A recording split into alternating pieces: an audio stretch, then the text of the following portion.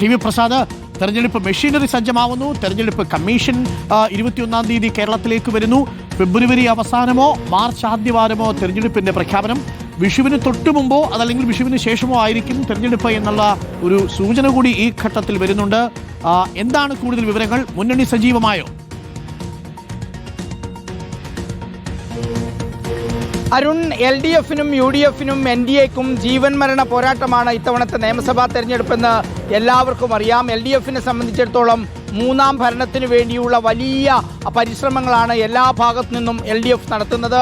അതോടൊപ്പം തന്നെ കഴിഞ്ഞ തവണയുണ്ടായ തുടർഭരണം അത് UDF ക്യാമ്പിനുണ്ടാക്കിയ ഞെട്ടൽ ഇപ്പോഴും മാറിയിട്ടില്ല. അതുകൊണ്ട് തന്നെ ഒരു തവണ കൂടി ഭരണം കൈവിട്ടു പോവുക എന്നുള്ളത് UDF-ന് ആലോചിക്കാൻ പോലും കഴിയുന്നില്ല. NDA-യെ സംബന്ധിച്ചിടത്തോളം തിരുവനന്തപുരം കോർപ്പറേഷനും അതുപോലെ തൃശ്ശൂർ പാർലമെന്റ് മണ്ഡലവും പിടിച്ച ഒരു കരുത്തിൽ നിൽക്കുന്നവർക്ക് ഒരു 5 സീറ്റെങ്കിലും കിട്ടിയില്ലെങ്കിൽ അത് വലിയ നാണക്കേടാകും എന്നുള്ളതാണ് NDA സംബന്ധിച്ചിടത്തോളം ഉള്ളത്. അതുകൊണ്ട് 3 മുന്നണികളും വലിയ മുന്നൊരുക്കത്തിലാണ്. അരുണ് പറഞ്ഞതുപോലെ ഏപ്രിൽ മാസം ആദ്യമാകാനുള്ള സാധ്യതയിലേക്കാണ് കാര്യങ്ങൾ നീങ്ങുന്നത്. കഴിഞ്ഞ തവണയും അങ്ങനെയായിരുന്നു. 2021 ഫെബ്രുവരി മാസം അവസാനമാണ് തെരഞ്ഞെടുപ്പ് പ്രഖ്യാപിച്ചത്. മെയ് മാസം ആദ്യവാരത്തിൽ തെരഞ്ഞെടുപ്പിൻ്റെ വോട്ടെണ്ണലും ഉണ്ടായി എന്നുള്ളതാണ്.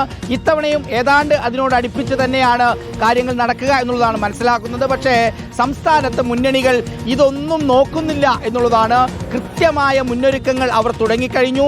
UDF-നെ സംബന്ധിച്ച് ചരിത്രത്തിലില്ലാത്ത നിലയിൽ സീറ്റ് വിഭജന ചർച്ചകളും കോൺഗ്രസിൽ ആരൊക്കെ സ്ഥാനാർത്ഥികളാകണം എന്നത് സംബന്ധിച്ചുള്ള പ്രാഥമിക പട്ടികയും ഇതിനകം തന്നെ തയ്യാറായി കഴിഞ്ഞു. എത്രയും പെട്ടെന്ന് സ്ഥാനാർത്ഥികളെ പ്രഖ്യാപിച്ച് തെരഞ്ഞെടുപ്പിലേക്ക് നീങ്ങുക എന്ന ലക്ഷ്യവുമായി കോൺഗ്രസും UDF-ഉം നീങ്ങുകയാണ്.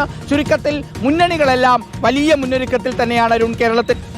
Okay, thank you. T V പ്രസാദാണ് വിവരങ്ങൾ നൽകിയത്. ടി വി പ്രസാദ്, ഒരു കാര്യം കൂടി ചോദിച്ചോട്ടെ, നമ്മളും തയ്യാറായില്ലേ? നമ്മളും സജ്ജമായല്ലോ അല്ലേ?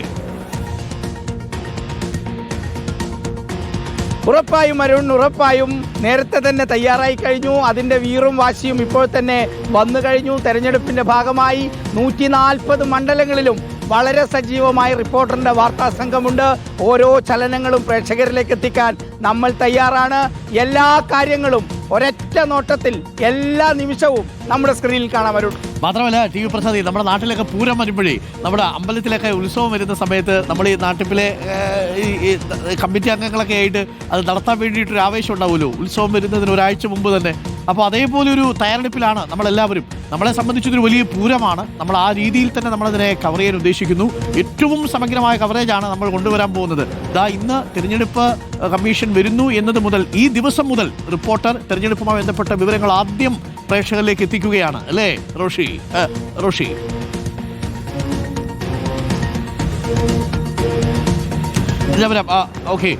അങ്ങനെയാണ് ഏറ്റവും പ്രധാനപ്പെട്ടത് തെരഞ്ഞെടുപ്പ് കേരളത്തെ സംബന്ധിച്ച്. ഓക്കെ, പറഞ്ഞോളൂ.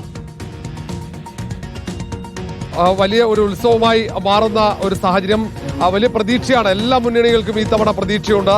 അതുകൊണ്ട് തന്നെ ഓരോ സ്പന്ദനങ്ങളും അത് ഏറ്റവും വേഗത്തിൽ നമുക്ക് എത്തിക്കാൻ കഴിയും.